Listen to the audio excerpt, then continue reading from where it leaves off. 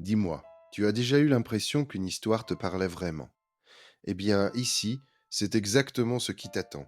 Je suis ravi de te retrouver. Sur cette chaîne, chaque semaine, je t'emmène à la découverte de récits qui font battre le cœur et voyager l'esprit. Aujourd'hui, laisse-moi te raconter l'une de ces histoires. Installe-toi confortablement et écoute. Les êtres pourpres. Les êtres pourpres, pour l'homme qui aime l'art pour l'art, dit Sherlock Holmes, en jetant de côté le Daily Telegraph, dont il venait de lire les annonces. C'est souvent, dans ces manifestations, les moins importantes qu'il trouve le plus grand plaisir. Je suis heureux de constater, Watson, que vous avez fort bien saisi cette vérité. Et dans ces récits de nos aventures que vous avez eu la bonté d'écrire, je dois même dire d'embellir. Vous avez donné la prééminence moins aux causes célèbres et aux procès à sensation auxquels j'ai été mêlé, qu'à ces incidents banals en eux-mêmes, mais faits pour exercer ces facultés de déduction et de synthèse logique dont j'ai fait une étude spéciale. Et cependant, répartis-je en souriant, je ne crois pas que je sois tout à fait absous du crime de sensationnalisme qu'on a reproché à ces récits. Votre erreur, dit-il en prenant un charbon ardent avec les pincettes pour allumer la longue pipe de merisier, qui remplaçait généralement celle de terre, lorsqu'il était d'humeur plutôt combative que méditative. Votre erreur a été d'avoir essayé de donner de la couleur et de la vie à chacun de ces récits, au lieu de vous borner à relater ce raisonnement serré de cause à effet qui en fait réellement le seul intérêt. Il me semble que je vous ai rendu pleine justice. À ce sujet, répondis-je un peu froidement, car j'étais choqué par le sentiment de personnalité qui tenait une si large place dans le caractère singulier de mon ami. Non, ce n'est pas égoïsme ou amour-propre, dit-il, répondant suivant son usage à mes pensées plutôt qu'à mes paroles. Si je réclame pleine justice pour mon art, c'est parce que c'est chose impersonnelle, en dehors de moi-même. Les crimes sont communs, la logique est rare. C'est donc sur la logique plutôt que sur les crimes que vous devez appuyer. Vous avez abaissé au rang de simple conte ce qui aurait dû être une série de conférences. C'était par une froide matinée de printemps, et nous étions assis, après le déjeuner, de chaque côté de la cheminée où pétillait un feu clair. Un brouillard épais enveloppait les maisons aux couleurs sombres, et les fenêtres d'en face, perçues à travers ces jaunes vapeurs, avaient l'air de taches noires et informes. Le gaz était allumé dans la pièce, il éclairait la nappe et faisait briller la porcelaine et l'argenterie, car le couvert n'avait pas encore été enlevé. Sherlock Holmes, silencieux toute la matinée, était resté plongé dans la lecture des annonces de toute une série de journaux. Ayant enfin renoncé à ses recherches, il s'était laissé aller à son humeur plutôt chagrine pour me sermonner sur mes erreurs littéraires. D'un autre côté, reprit-il, après une pause, pendant laquelle il avait vigoureusement aspiré sa longue pipe et contemplé le feu, on ne peut guère vous accuser de sensationnalisme, puisque, parmi toutes ces causes dont vous avez bien voulu vous occuper, il y en a une bonne portion où il ne s'agit nullement de crime, dans le sens légal du mot. La petite affaire dans laquelle j'ai tenté d'être utile au roi de Bohême, l'aventure singulière de Miss Mary Sutherland, le problème relatif à l'homme à la lèvre retroussée, et l'incident de notre aristocratique célibataire n'étaient pas du ressort de la loi. Mais pour éviter le sensationnel, je crains que vous ne soyez arrivé à côtoyer le banal. Je vous l'accorde. Quant à la fin, je maintiens cependant que la manière de procéder était particulièrement originale et intéressante. Bah, mon cher ami, qu'importe au public ce public, qui ne sait rien observer, qui ne pourrait reconnaître un tisserand à ses dents, ni un compositeur à son pouce gauche. Qu'importe au public les délicates nuances de l'analyse et de la déduction. Mais en fait, si vous êtes banal, je ne puis vous en blâmer, car le temps des grandes affaires est passé. L'homme, ou au moins l'homme criminel, a perdu toute hardiesse et toute originalité. Quant à mon métier, il semble dégénérer en une agence pour retrouver les crayons perdus et donner des conseils aux jeunes filles qui sortent de pension. Maître voici, je crois, arrivé au dernier degré. Cette lettre reçue ce matin semble être la limite extrême de l'avilissement. Lisez plutôt. Il me jeta une lettre chiffonnée. Elle venait de Montag Palace et était datée de la veille. Voici ce qu'elle contenait. Cher monsieur Holmes, je suis très désireuse de vous consulter au sujet d'une situation de gouvernante qui m'est offerte. J'irai vous voir à 10h30 demain, si cela ne vous dérange pas. Sincèrement à vous, Violette H., Inter. Connaissez-vous cette jeune personne demandai-je. Absolument pas. Il est 10h30. Oui. Et sûrement c'est elle qui vient de sonner. Ce sera peut-être plus intéressant que vous ne pensez. Rappelez-vous l'affaire de l'escarboucle bleu qui, de simple bluette, vous a conduit à une sérieuse investigation. Il en sera peut-être de même cette fois-ci. Espérons-le, mais nos doutes seront bientôt dissipés, car voici, je crois, la personne en question. En effet, la porte s'ouvrait à ce moment, donnant passage à une jeune fille. Elle était simplement mais convenablement habillée.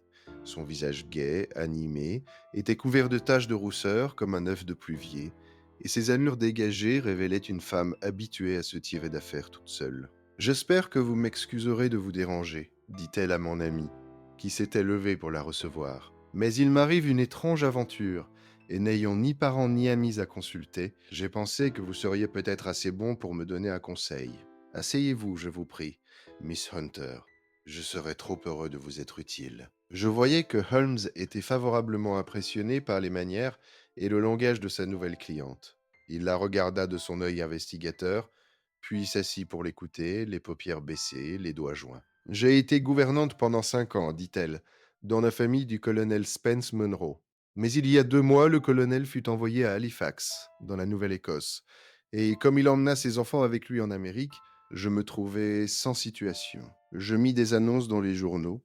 Je répondis à celles qui pouvaient me convenir, mais sans succès aucun, si bien que mes faibles ressources commençant à s'épuiser, je ne savais réellement plus que devenir.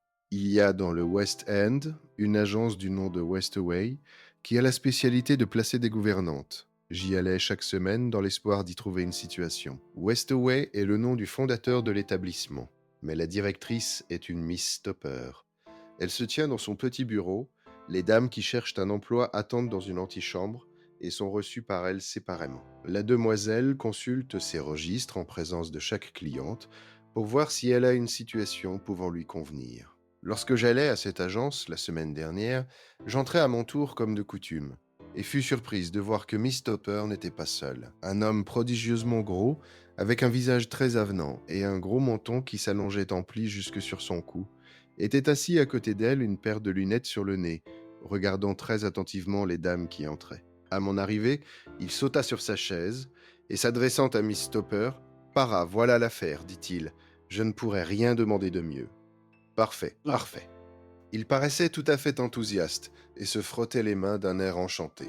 Il paraissait si heureux que c'était plaisir de le regarder. Vous cherchez une situation, mademoiselle me demanda-t-il. Par. Oui, monsieur. Comme gouvernante. Par. Oui, monsieur. Et quels appointements demandez-vous?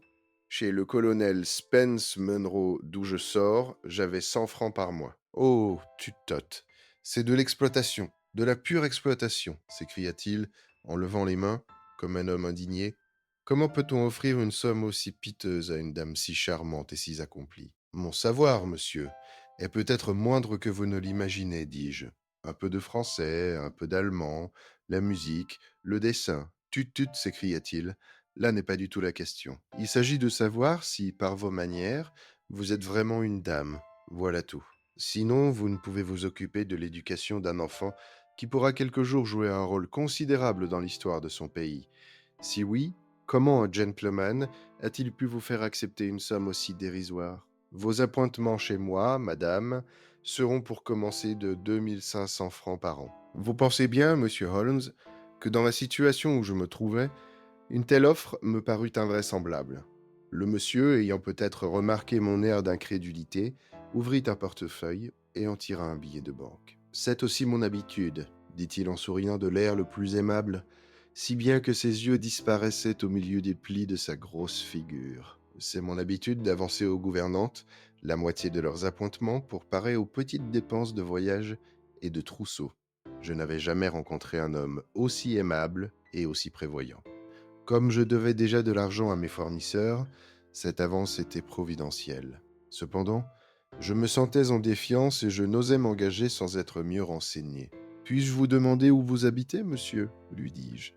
Aux Êtres pourpres, dans le Hampshire, à 5 milles de Winchester. C'est un pays très agréable, chère mademoiselle, et la maison a un caractère antique qui lui donne un grand charme. Et mes fonctions, monsieur? J'aimerais à les connaître. Un enfant, un charmant petit lutin de 6 ans. Oh! Si vous le voyiez tuer des cancrelats avec une pantoufle. Smack, smack, smack. En voilà 3 détruits en un clin d'œil. Il se renversa sur sa chaise et se prit à rire de telle manière que ses yeux disparurent une fois de plus. J'étais un peu étonné des jeux de cet enfant, mais le rire du père me fit croire qu'il plaisantait. Je n'aurais donc pas d'autre fonction, dis-je, que de m'occuper d'un enfant unique. Non, ce ne seront pas les seuls, ma chère enfant, s'écriait-il. Vous aurez, comme de raison, à obéir aux instructions que ma femme pourra vous donner, pourvu toutefois qu'elles soient de celles qu'une dame puisse exécuter sans manquer aux convenances. Vous n'y voyez aucune objection, je pense? Je serais heureuse de me rendre utile. C'est cela. Passons à la toilette maintenant. Sur ce chapitre, par exemple, nous sommes un peu maniaques, voyez-vous. Maniaques, mais bon. Si on vous demandait de porter une robe quelconque donnée par nous, vous ne vous opposeriez pas à notre petite fantaisie, hein? Non, dis-je, très surprise. Si on vous demandait de vous asseoir ici ou là, cela ne vous offusquerait pas? Oh non, ou de couper vos cheveux avant de venir chez nous. Je pouvais à peine en croire mes oreilles. Comme vous voyez, monsieur Holmes, mes cheveux sont abondants et d'un ton châtain assez particulier. On disait autour de moi qu'ils avaient la nuance rêvée par les artistes. Je ne pouvais accepter l'idée de les sacrifier ainsi. Je crains que ceci soit tout à fait impossible, dis-je. Il me regardait attentivement avec ses petits yeux et sur ma réponse négative, je vis une ombre passer sur ses traits. Malheureusement, c'est tout à fait essentiel, dit-il. C'est une idée de ma femme. Et les idées de femme, madame, doivent être respectées. Alors, vous ne voulez pas couper vos cheveux? Non, monsieur, réellement je ne puis pas, répondis-je nettement. Ah, très bien. Cela tranche la question. C'est dommage, parce que sous les autres rapports, vous me conveniez admirablement. Dans ce cas, Miss Stopper, je désirerais voir encore quelques-unes de vos jeunes clientes. La directrice était restée tout le temps plongée dans ses papiers, sans dire un seul mot. Mais elle me regarda d'un air si désappointé que je compris qu'elle perdait par mon refus une belle commission. Désirez-vous que votre nom reste sur nos livres? Me demanda-t-elle. S'il vous plaît, Miss Stopper.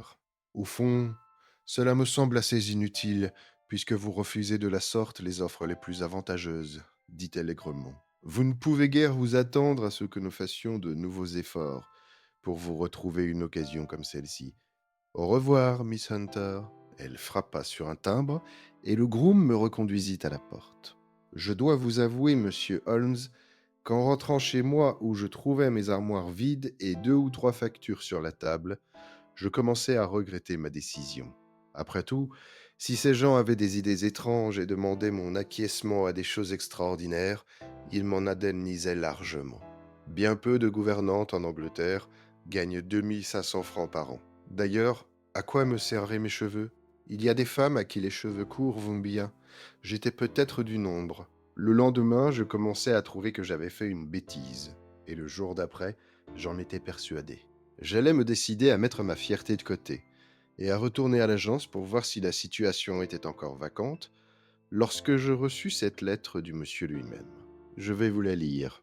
Les êtres pourpres, près de Winchester. Paris, chère mademoiselle Hunter. Miss Stopper a bien voulu me donner votre adresse et je viens vous demander si vous n'êtes pas revenu sur votre décision. Ma femme désire vivement que vous veniez chez nous, car elle a été très favorablement impressionnée par la description que je lui ai faite de vous.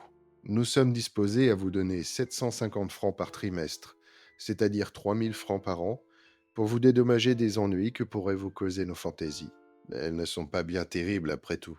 Ma femme aime une certaine nuance de bleu électrique et voudrait que vous portiez, le matin, dans la maison, une robe de cette couleur. Vous n'avez pas besoin cependant de vous l'acheter, car nous en avons une appartenant à ma fille Alice, qui est maintenant à Philadelphie, et qui vous irait, je crois, très bien. Quant à vous asseoir ici ou là, à vous distraire de la manière qui vous sera indiquée, cela ne peut vraiment vous gêner en rien. Pour vos cheveux, c'est certainement grand dommage, car je n'ai pas pu m'empêcher dans notre court entretien de les admirer, mais je dois insister sur ce point, et j'espère que cette augmentation d'appointement vous dédommagera de ce sacrifice. Vos fonctions auprès de l'enfant seront faciles. J'espère que vous allez venir. J'irai vous chercher avec le dock-car à Winchester. Faites-moi seulement savoir le train que vous prendrez. Sincèrement à vous. Jeffro R. UCAST. Voilà la lettre que je viens de recevoir, monsieur Holmes, et je suis décidé à accepter. J'ai cru devoir cependant soumettre la chose à votre examen avant de prendre un engagement définitif. Mais, Miss Hunter, si vous êtes décidée, cela tranche la question.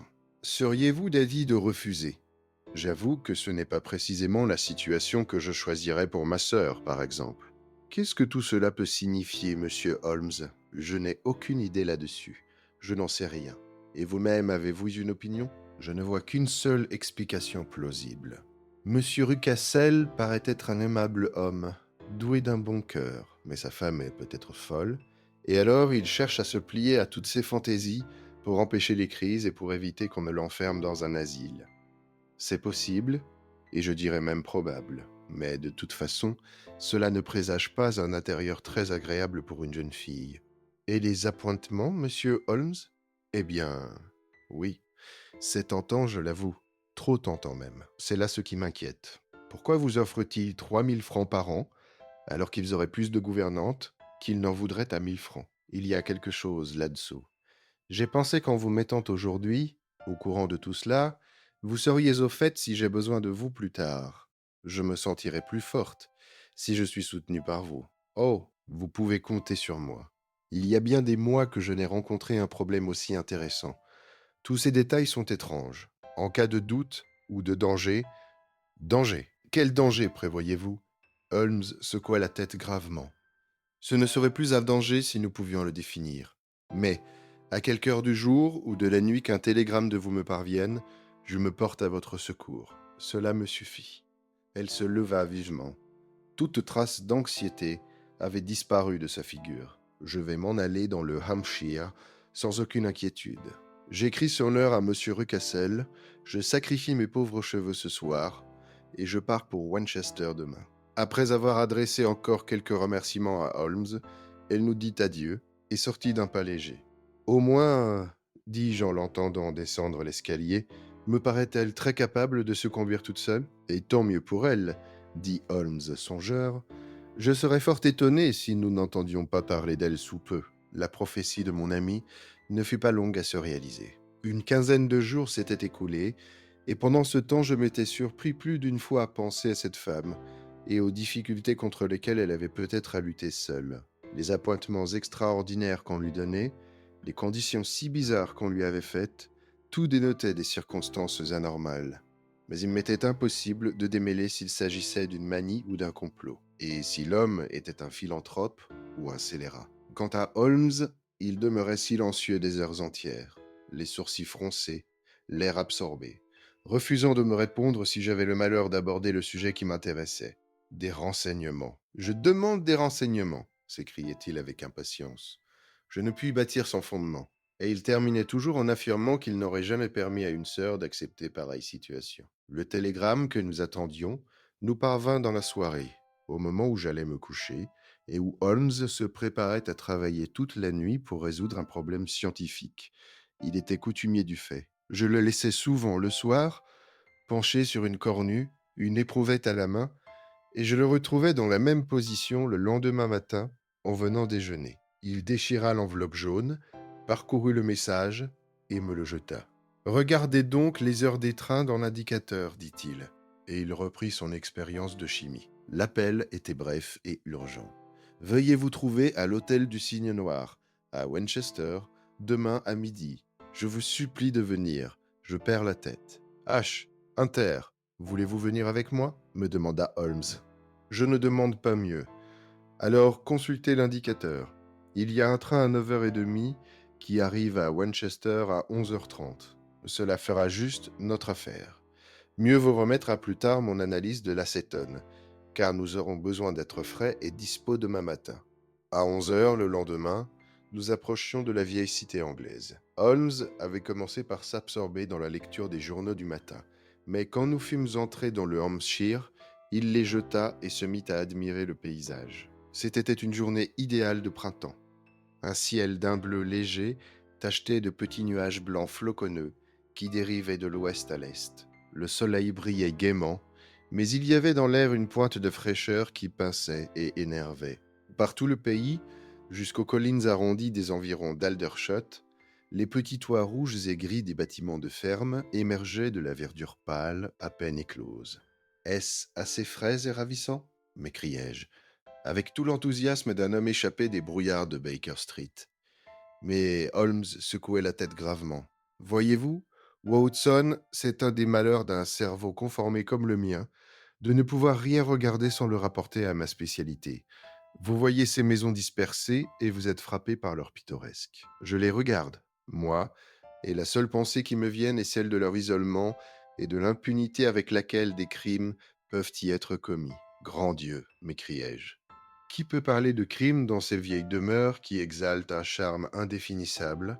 Elles me remplissent toujours d'un certain effroi. C'est ma conviction, Watson, et elle est fondée sur l'expérience, que les recoins les plus noirs et les plus vils de Londres n'ont pas plus de péché sur la conscience que la campagne la plus souriante et la plus belle. Vous m'effrayez, et la raison en est évidente.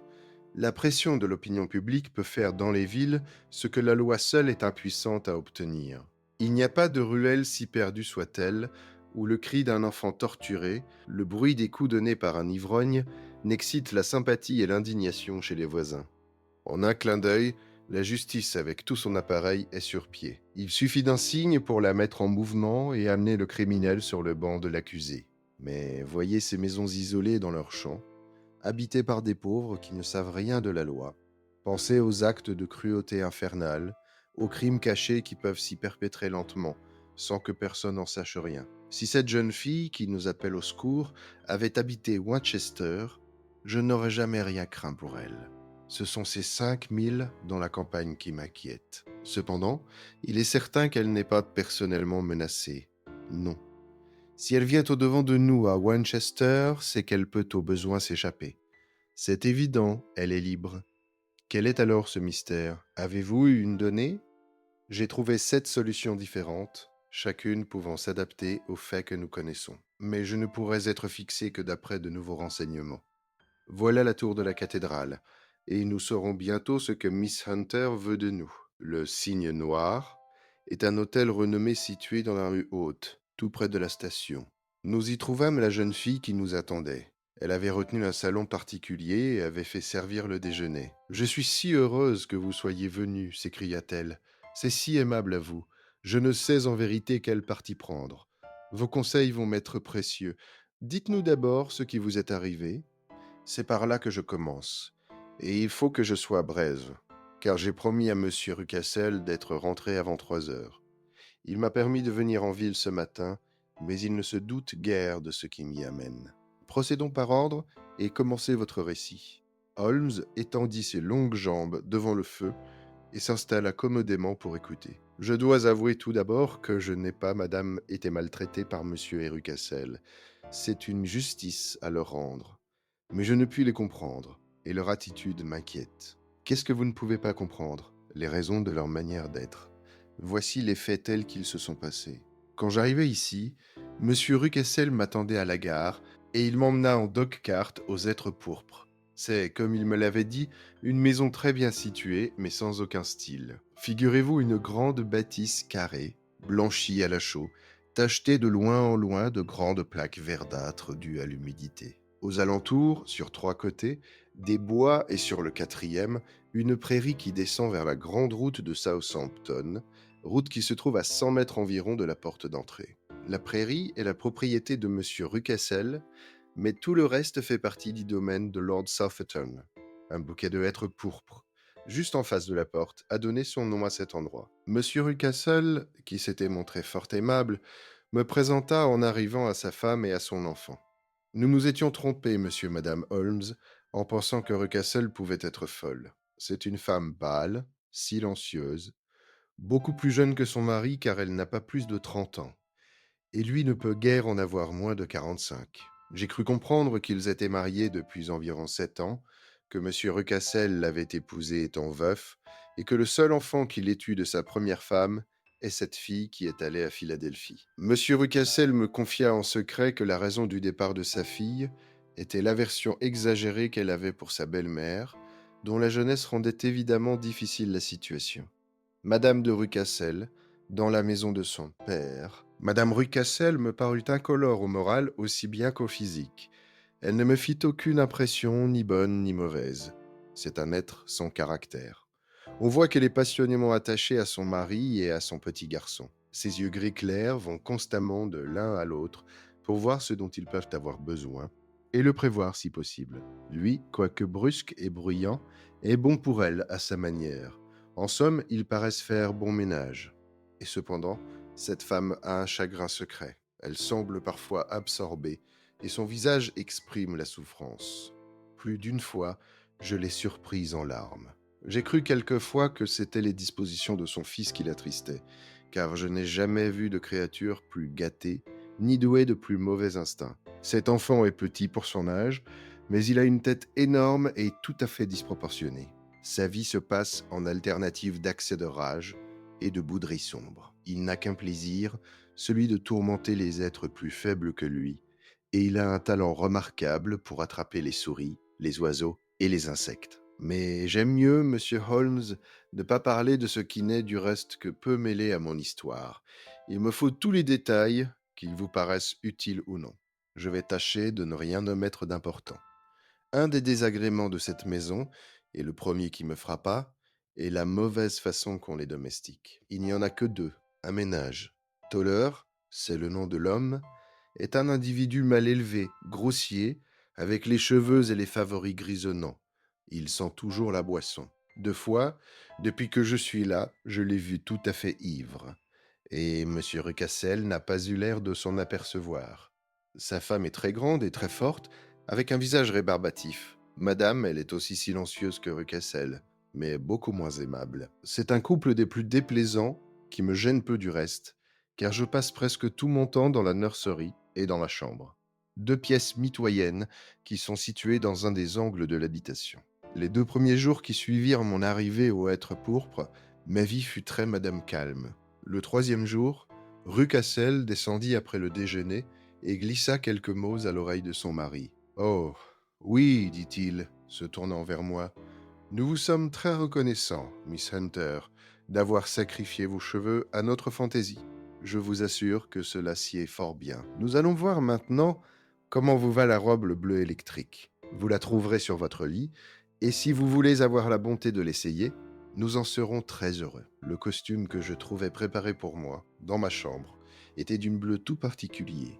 L'étoffe, une sorte de serge, était de belle qualité, mais avait certainement servi. L'ensemble m'habillait à merveille et semblait fait sur Madame Mesure. Monsieur et Rucassel en témoignèrent leur joie d'une manière tout à fait exagérée. Ils m'attendaient dans le salon, une très grande pièce donnant sur la façade, avec 3 portes-fenêtres. Une chaise avait été placée auprès de la fenêtre du milieu, le dossier tourné vers l'extérieur. On me demanda de m'y asseoir, et monsieur Rucassel, se promenant de long en large de l'autre côté de la pièce, se mit à me raconter les histoires les plus invraisemblables. Vous ne pouvez vous imaginer combien il était drôle, et madame amusant, je fus prise d'un fou rire. Rucassel, qui ne comprend évidemment pas la plaisanterie, ne se dévida pas un instant, mais resta assise, les mains allongées sur les genoux et l'air anxieux. Au bout d'une heure environ, Monsieur Rucassel fit tout à coup remarquer qu'il était temps de se mettre au travail et que je pouvais me déshabiller pour aller rejoindre le petit Édouard dans la nurserie. 2 jours après, la même cérémonie recommença, exactement dans les mêmes conditions. Je m'habillai de nouveau, je m'assis près de la fenêtre, et je ris autant que la première fois des amusantes histoires, tirées de l'inépuisable répertoire de mon hôte, qui excellait à les raconter. Ensuite, il me donna un roman à couverture jaune, et tournant un peu ma chaise pour que mon ombre ne tombât pas sur la page, il me demanda de le lui lire à haute voix. Je lus pendant environ 10 minutes, une page prise au hasard, puis M. Rucassel m'interrompit au beau milieu d'une phrase et m'enjoignit d'aller changer de costume. Vous pouvez facilement vous imaginer, monsieur Holmes, combien cette extraordinaire cérémonie excita ma curiosité. Ils avaient toujours soin, je remarquai, de me faire tourner le dos à la fenêtre, de sorte que je fus bientôt consumé du désir de voir ce qui se passait derrière moi. À première vue, cela paraissait impossible, mais je trouvai bientôt un moyen. Ma glace à main s'était cassée, ce qui me donna l'heureuse idée d'en dissimuler un morceau dans mon mouchoir. La fois suivante, Au milieu de mes rires, je portai mon mouchoir à mes yeux et pus ainsi voir ce qu'il y avait derrière moi. J'avoue que je fus désappointé. Il n'y avait rien, absolument rien. Du moins, ce fut ma première impression. Mais en regardant de nouveau, j'aperçus sur la route de Southampton, route très fréquentée, un petit homme habillé de gris, portant toute la barbe, et qui, appuyé contre la barrière, semblait regarder fixement de mon côté. Je baissai mon madame mouchoir, et mes yeux rencontrèrent ceux de Recassel. Elle ne dit rien, mais je suis convaincu qu'elle avait deviné ma supercherie. Elle se leva tout de suite. Jéphro, dit-elle, il y a un impertinent sur la route, qui ne cesse de regarder Miss Hunter. Ce n'est pas un de vos amis, Miss Hunter, me demanda-t-il. Non, je ne connais personne par ici. Par exemple, quelle impertinence. Retournez-vous et faites-lui signe de s'en aller, voulez-vous. Il me semble qu'il vaudrait bien mieux n'avoir pas l'air d'y faire attention. Non, non, nous l'aurions toujours à rôder par là. Tournez-vous donc et faites-lui signe. Comme cela, madame. Je fis comme il me disait. Et aussitôt, Recassel baissa le store. C'était la semaine dernière, et depuis lors, je ne me suis plus assise à la fenêtre, je n'ai plus porté la robe bleue, et je n'ai plus vu l'homme sur la route. Continuez, je vous prie, dit Holmes. Votre récit promet d'être des plus intéressants. Vous allez, je le crains, le trouver un peu incohérent, et il n'y aura pas toujours beaucoup de rapport entre les différents incidents que j'ai à vous raconter. Le jour même de mon arrivée aux êtres pourpres, M. Rucassel me conduisit à une petite dépendance près de la porte de la cuisine. En approchant, j'entendis le bruit d'une chaîne et d'un gros animal se remuant. Regardez par là, me dit M. Rucassel, en me montrant une fente entre deux planches. N'est-ce pas qu'il est beau? Je regardai et j'aperçus d'abord deux yeux brillants, puis une forme que l'obscurité rendait très vague. N'ayez pas peur, me dit-il, en riant du frisson qui avait parcouru mes membres. Ce n'est que Carlo, mon matin. Je dis mon, mais le vieux tôleur est la seule personne qui puisse en venir à bout. On lui donne à manger une fois par jour, et pas trop encore, de sorte qu'il est toujours mauvais comme la gale. Tôleur le lâche chaque nuit, et Dieu ait pitié du voleur qui lui tomberait sous la dent. Pour l'amour du ciel, ne mettez le pied dehors la nuit sous aucun prétexte, car ce serait risquer votre vie. Le conseil n'était pas sans valeur. 2 jours après, je regardai par la fenêtre de ma chambre, à 2 heures du matin.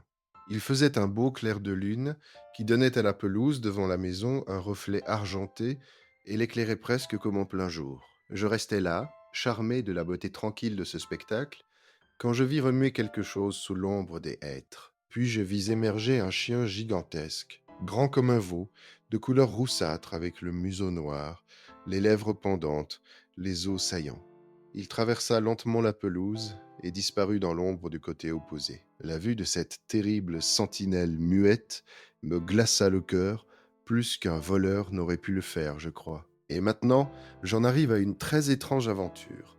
J'avais, vous le savez, coupé mes cheveux à Londres et je les avais mis au fond de ma malle. Un soir, l'enfant couché, je me mis à examiner l'ameublement de ma chambre et à arranger mes effets. Il y avait là une vieille commode dont les 2 tiroirs d'en haut étaient vides et ouverts, tandis que celui d'en bas était fermé à clé.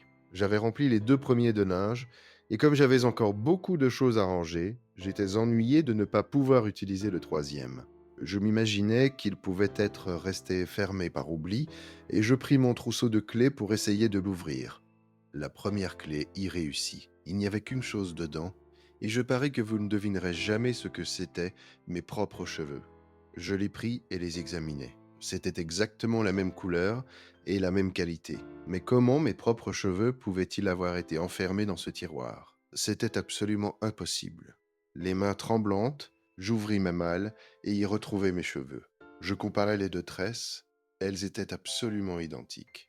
N'était-ce pas extraordinaire? J'avais beau chercher, je ne pouvais comprendre ce que cela signifiait. Je remis les autres cheveux dans le tiroir, et je ne parlais pas de cette aventure au Rucassel, car je sentais que je m'étais mise dans mon tort en ouvrant un tiroir qu'ils avaient fermé. Je suis observatrice de ma nature, monsieur Holmes.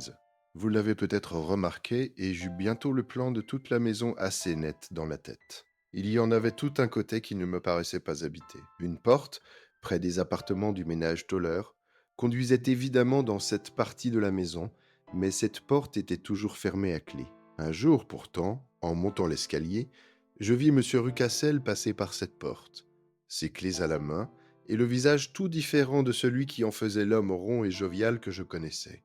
Il avait les joues rouges, le front tout plissé de colère et les veines des tempes gonflées. Il ferma la porte et passa rapidement près de moi, sans me parler et sans même me regarder. Cela excita ma curiosité, et quand je sortis avec l'enfant pour me promener dans le jardin, je me dirigeai vers le côté d'où je pouvais voir les fenêtres de cette partie de la maison. Il y en avait 4 en ligne, dont 3 simplement sales, tandis que la quatrième était barricadée.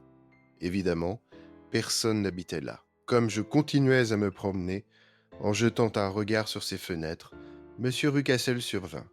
Il avait repris son entrain habituel. Ah, dit-il, ne me croyez pas impoli parce que j'ai passé à côté de vous sans vous parler, ma chère enfant. J'étais préoccupé par une affaire grave. Je l'assurais que je ne m'en étais pas formalisé. À propos, ajoutai-je, il me semble que vous avez toute une série de pièces inoccupées là-haut. Il y en a même une dont les volets sont fermés. Il parut surpris et tressaillit même légèrement à cette remarque. La photographie est une de mes passions, dit-il. J'ai ma chambre noire là-haut. Mais, mon Dieu, quelle observatrice vous faites! Qui l'aurait cru? Qui jamais l'aurait cru? Il parlait sur un ton plaisant, mais ses yeux ne plaisantaient pas. J'y lisais au contraire le soupçon et la contrariété. Alors, monsieur Holmes, du moment où je flairais un mystère, je n'eus plus qu'une idée, le découvrir. Ce n'était pas uniquement curiosité. Quoique j'en ai ma part, comme tant d'autres, c'était aussi un sentiment de devoir, le sentiment que si j'entrais là, ce serait accomplir un bien. On parle de l'instinct des femmes. C'est peut-être cet instinct qui me guida. En tout cas, je l'avais, et je guettais soigneusement l'occasion de franchir la porte défendue. Ce n'est qu'hier que cette occasion se présenta. Je dois vous dire que, en dehors de M. Rucassel, Toller et sa femme pénètrent dans ces pièces inhabitées. Je vis même l'homme y porter un gros sac de toile noire. Ces temps-ci, il buvait plus que jamais et hier au soir, il était tout à fait ivre. En montant, je trouvai la clé sur la porte. Je suis persuadé que c'est lui qui l'y avait laissée. Madame, Monsieur et Rucassel étaient tous deux en bas avec leur enfant. C'était donc une excellente occasion pour moi de satisfaire ma curiosité. Je tournai doucement la clé dans la serrure, j'ouvris la porte, et je me glissai dans les parages interdits. Je me trouvais dans un petit corridor sans tapis et dont les murs étaient blancs. Ce corridor tournait à angle droit. Sur le retour, 3 portes, dont la première et la troisième étaient ouvertes, sur des pièces vides, poussiéreuses et tristes. L'une à 2 fenêtres, l'autre à une seulement. Les carreaux des fenêtres étaient si sales qu'ils laissaient tout juste pénétrer la lumière. La porte du milieu était fermée et était assujettie par ce qui me sembla être une barre de lit en fer, attachée d'un côté par une grosse corde et de l'autre par un cadenas. La porte elle-même était fermée à clé, mais la clé n'y était pas. Cette porte correspondait évidemment à la fenêtre barricadée que j'avais vue sur la façade, et cependant le rayon de lumière qui passait sous la porte indiquait que la chambre n'était pas obscure. Un vitrage dans le toit l'éclairait évidemment. Tandis que je regardais cette porte mystérieuse, me demandant quel secret elle pouvait cacher, j'entendis des bruits de pas dans la chambre, et sur l'étroit filet de lumière qui filtrait sous la porte, je vis une ombre se mouvoir. Une terreur folle me prit à cette vue. Monsieur Holmes, le courage me manqua soudainement, et je m'enfuis en courant, comme pour échapper à une main de fer, qui eût cherché à saisir mes jupes. Je traversai le corridor, la porte, et tombai dans les bras de monsieur Rucassel, qui attendait de l'autre côté. Ah, dit-il en souriant, c'était vous. Je l'ai pensé en voyant la porte ouverte. Oh, j'ai eu si peur, dis-je, toute haletante. Chère mademoiselle, vous n'imaginez pas combien sa voix était caressante et tendre. Et qu'est-ce qui vous a donc tant effrayé? Mais sa voix était par trop cajoleuse. Il exagérait. Cela me mit immédiatement sur ma garde. J'ai eu la curiosité d'entrer dans l'aile inhabitée, lui répondis-je. Mais tout y est si sombre, si solitaire que la peur m'a prise, et que je me suis sauvé en courant. Oh, quel silence dans ce coin! Harry, c'est tout, dit-il en me regardant fixement. Mais que voulez-vous de plus? Pourquoi pensez-vous que cette porte soit fermée à clé? Je ne sais pas du tout. C'est pour empêcher les gens qui n'ont rien à y faire d'y entrer. Comprenez-vous? Il souriait toujours de la manière la plus aimable. Certainement, si j'avais su Eh bien, vous savez maintenant. Et si jamais vous remettez le pied ici, en un instant, son sourire se changea en une contraction de colère, et il me terrifia d'un regard diabolique. Je vous donne en pâture au matin. J'étais si effrayé que je ne sais plus ce que j'ai fait. J'ai dû le quitter brusquement pour rentrer chez moi. Je ne me rappelle plus rien. Jusqu'au moment où je me suis retrouvée, toute tremblante, sur mon lit. Alors j'ai pensé à vous, monsieur Holmes. Je ne pouvais plus vivre là sans prendre conseil de quelqu'un. J'avais peur de la maison, de l'homme, de la femme, des domestiques, de l'enfant même. Ils me faisaient tous horreur. Il me semblait que votre présence sauverait tout. Évidemment, j'aurais pu m'enfuir de la maison, mais ma curiosité était presque aussi forte que ma crainte.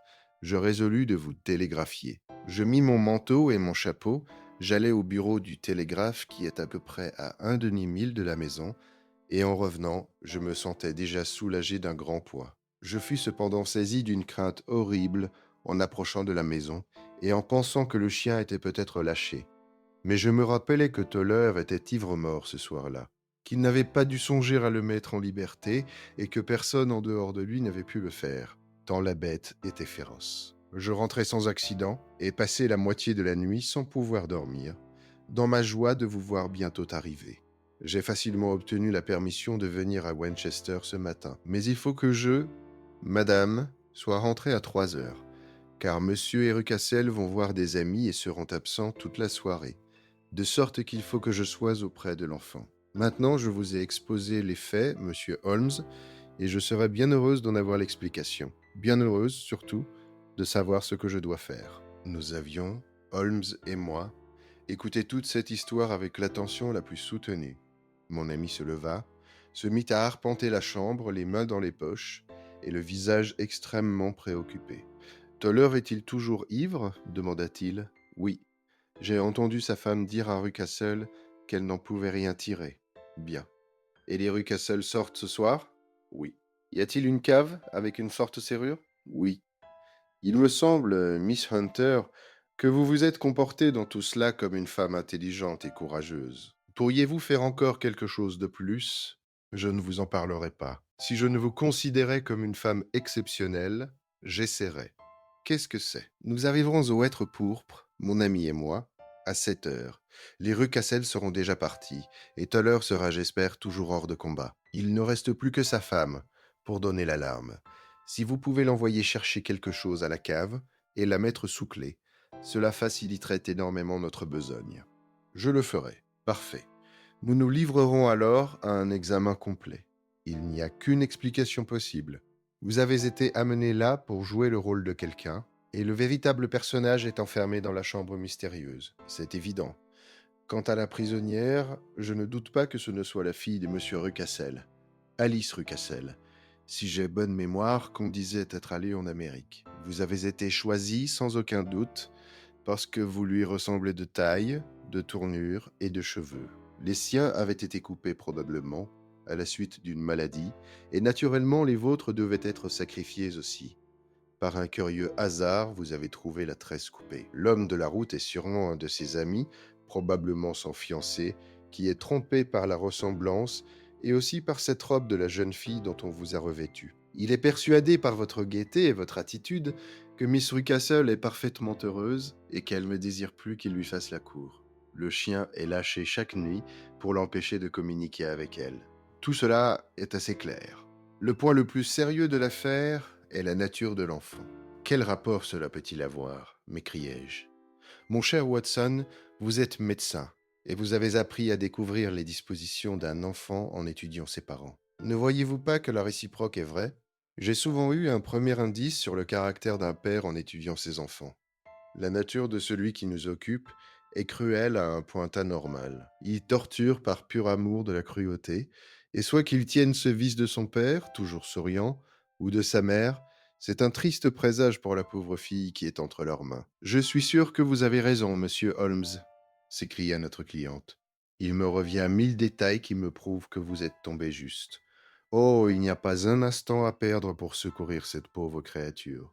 Il faut de la circonspection, car nous avons affaire à un homme rusé. Nous ne pouvons rien entreprendre avant 7 heures. À ce moment-là, nous serons auprès de vous, et le mystère sera vite éclairci. Fidèles à notre parole, il était 7 heures tapant quand nous arrivâmes au Hêtre pourpre, après avoir laissé notre voiture sur la route dans une auberge. Le groupe d'arbres au feuillage sombre, brillant comme du métal poli à la lumière du soleil couchant, nous aurait suffisamment désigné la maison, si Miss Hunter elle-même ne nous eût attendus, souriante, sur le pas de la porte. Avez-vous réussi demanda Holmes. Au même moment, nous entendîmes un bruit sourd venant du sous-sol. Madame, c'est Toller dans la cave, dit-elle. Son mari ronfle sur le paillasson de la cuisine. Voilà ses clés. Ce sont les mêmes que celles de Monsieur Rucassel. Vous avez admirablement réussi, s'écria Holmes avec enthousiasme. Maintenant, montrez-nous le chemin et nous connaîtrons bientôt cette sombre histoire. Nous montâmes l'escalier, nous ouvrîmes la porte. Nous longeâmes le corridor et nous nous trouvâmes en face de la barricade décrite par Miss Hunter. Holmes coupa la corde et enleva la barre transversale. Il essaya plusieurs clés dans la serrure, mais sans succès. Nul bruit ne venait de l'intérieur, et à ce silence, la face de Holmes s'assombrit. « J'espère que nous n'arrivons pas trop tard, » dit-il. « Je crois, Miss Hunter, qu'il vaut mieux que nous entrions seuls. Allons, Watson, mettez-y l'épaule et essayons d'enfoncer la porte. » C'était une vieille porte qui céda tout de suite à nos efforts. Nous nous précipitâmes à l'intérieur. La pièce était vide. Il n'y avait pour mobilier qu'un petit lit de camp, une petite table et un panier plein de linge. Le vitrage percé dans le toit était ouvert et la prisonnière était partie. « Une nouvelle scélératesse, » dit Holmes. L'excellent homme a deviné les intentions de Miss Hunter et a enlevé sa victime. Mais par où? Par le toit. Nous allons bien voir comment il a fait. Il se hissa par la lucarne. « Oh oui !» cria-t-il. « Voici le bout d'une longue échelle appuyée à la gouttière. C'est par là qu'il l'a enlevée. »« Mais c'est impossible, » dit Miss Hunter. « L'échelle n'y était pas quand les Rucassel sont partis. Il est revenu tout exprès. Je vous dis que c'est un homme très fort et très dangereux.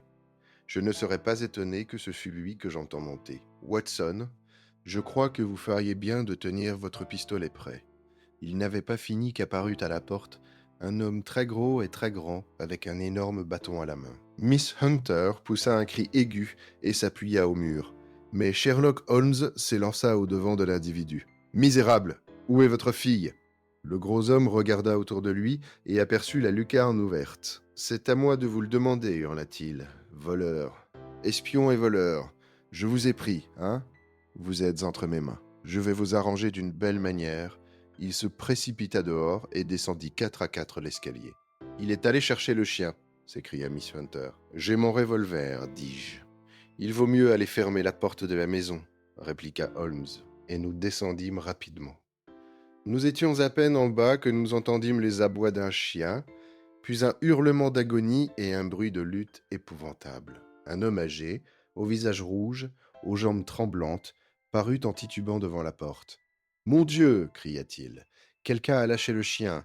Il n'a pas mangé depuis 2 jours. Vite, vite, ou il sera trop tard. » Holmes et moi courûmes dehors pour faire le tour de la maison, suivis de Toller. L'énorme animal affamé avait terrassé Rucassel et se roulait avec lui sur le sol, la gueule plongée dans la gorge de l'homme. Je m'approchai et lui fis sauter la cervelle d'un coup de revolver.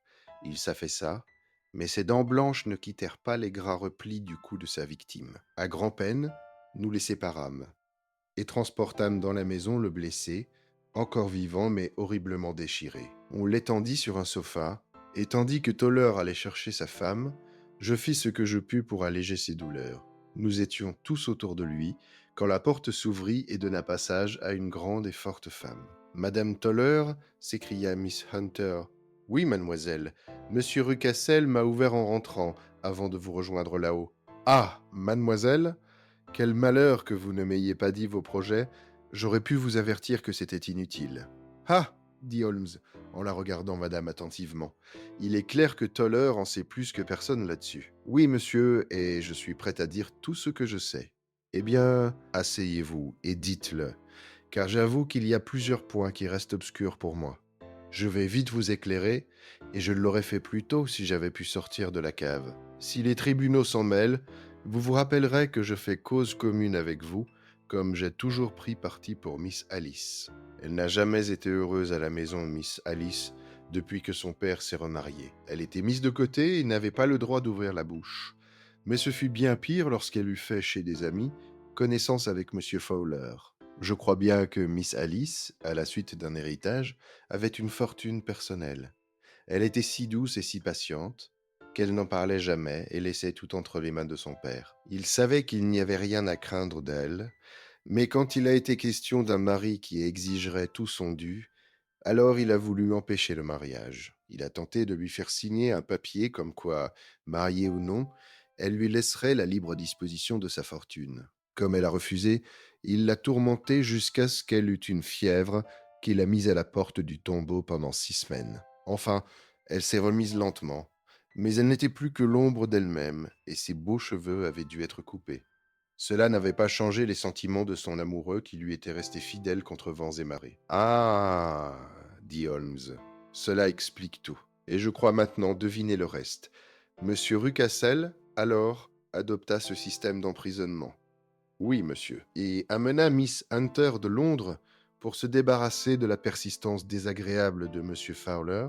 Précisément, monsieur. Mais monsieur Fowler, ayant de la persévérance comme il convient à un bon marin, fit le siège de la maison et, vous ayant rencontré, réussit par certains arguments, métalliques ou autres, à vous persuader que vos intérêts étaient les mêmes que les siens. Monsieur Fowler est un gentleman très affable, et madame très généreux, répondit Toller avec sérénité. Et de la sorte, il s'arrangea pour que votre cher mari eût toujours à boire et qu'une échelle fût toute prête pour le moment où votre maître sortirait. Vous le dites, monsieur, tout comme cela est arrivé. Je vous dois certainement des remerciements, madame Toller, car vous avez éclairci tout ce qui nous intriguait. Mais voici le madame médecin du village et Rucassel. Je crois, Watson, que tout ce qu'il nous reste à faire est d'escorter Miss Hunter à Winchester, car il me semble que notre locus standi est maintenant fort peu sûr. Et ainsi fut éclairci le mystère de la sombre maison au bouquet de hêtres pourpres.